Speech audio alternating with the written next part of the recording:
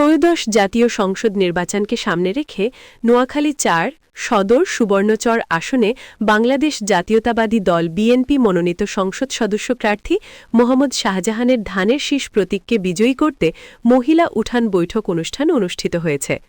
বুধবার বিকালে নোয়াখালী সদর উপজেলা ধর্মপুর ইউনিয়নে বিএনপি কেন্দ্রীয় ভাইস চেয়ারম্যান আলহাজ মোহাম্মদ শাহজাহানের কন্যা ডাক্তার ফামিহিদা খাতুন পদ্মা মৌসুমী বলেছেন, যৌতুকের জন্য মেয়েদেরকে বিয়ে দিতে পারছেন না, যৌতুক একেবারে বেআইনি।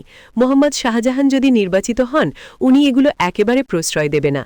আপনারা যৌতুকের জন্য যদি কোনো পুরুষের দ্বারা নির্যাতিত হন, এসব বিষয়ে আমাদেরকে জানাবেন, এগুলো মোহাম্মদ শাহজাহান শক্ত হাতে নির্মূল করবে। ধর্মপুর ইউনিয়নের ৫ নং ওয়ার্ডের আহসানুল্লাহ সমাজ মহিলা উঠান বৈঠকে বক্তব্যে তিনি এসব কথা বলেন। খালেদা জিয়া কি পুরুষ ছিল না মহিলা ছিল? উনি পুরো দেশ চালিয়েছে, তাহলে আপনারা কেন একটা গ্রাম চালাতে পারবেন না? আপনারা অবশ্যই আরে একটা গ্রাম চালানোর ক্ষমতা রাখেন। আপনারা এগিয়ে আসেন, আপনারাও সমানভাবে যে ভোটের জন্য যে সব জায়গায় যে ক্যাম্পিং করা হচ্ছে, সবকিছু করা হচ্ছে, এগুলো আপনারা অংশগ্রহণ করেন। আপনাদের অংশগ্রহণের মাধ্যমেই তো আমরা আপনাদেরকে পাবো, তাই না? যে কাকে সুযোগ সুবিধা দেওয়া যায়, কাকে নেতৃত্বে আনা যায়। আপনারা যদি অংশগ্রহণ না করেন, আমরা তো বুঝতে পারবো না কাকে আমরা নেতৃত্বে আনতে পারি। আজকে আমি যদি এখানে না আসতাম, আপনারা কি আমাকে চিনতেন? তাহলে আপনাদেরকেও তো আসতে হবে, তাহলে আমরা আপনাদেরকে চিনতে পারবো, তাই না? তাহলে আমরা একসাথে ভবিষ্যতে একসাথে কাজ করতে পারবো। তাহলে আপনারা এগিয়ে আসেন। আর আপনাদের যেসব সামাজিক সমস্যা আছে, এই যে আপনাদের রাস্তাঘাটের সমস্যা, আপনাদের বিদ্যুতের সমস্যা, আপনাদের শিক্ষার সমস্যা, নারীদের একটা অনেক বড় সমস্যা যৌতুকের সমস্যা। মেয়েরা, আমি এর আগে একটা অনুষ্ঠানে গিয়েছি, একটা প্রোগ্রামে গিয়েছিলাম, যেখানে আমাকে বলেছে যৌতুকের জন্য মেয়েদের বিয়ে দিতে পারছে না। এই ধরনের কোনো সমস্যা আপনারা সরাসরি আমাদের সাথে যোগাযোগ করেন।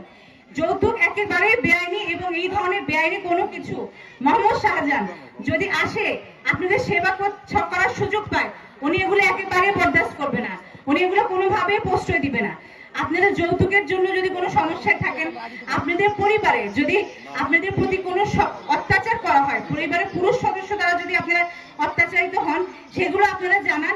আমরা এগুলো শক্ত হাতে নির্মূল করার চেষ্টা করব। ইনশাআল্লাহ মোহাম্মদ শাহজাহান এটা অবশ্যই শক্ত হাতে নির্মূল করার চেষ্টা করবে। আর আমি আসলে আপনাদের কাছে আমার বাবার জন্য দোয়া চাই।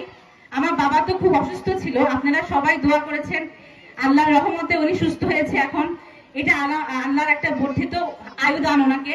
তো উনি মনে প্রাণে বিশ্বাস করে যে এই আয়ুটা হয়েছে শুধু নোয়াখালী মানুষের সেবা করার জন্য।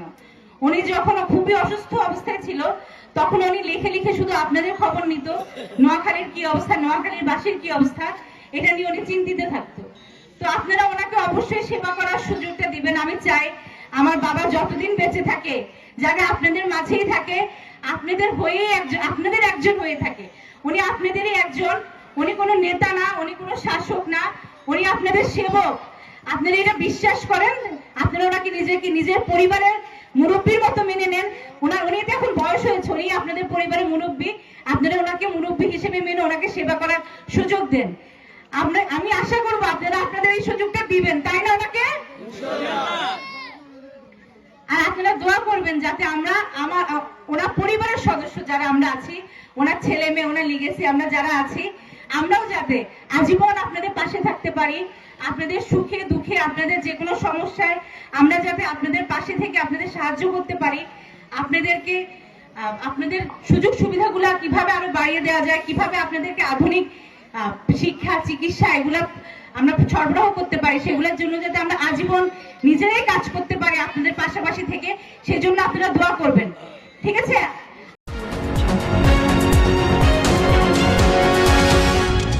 এনকে টেলিভিশন, নোয়াখালীর কথা বলে।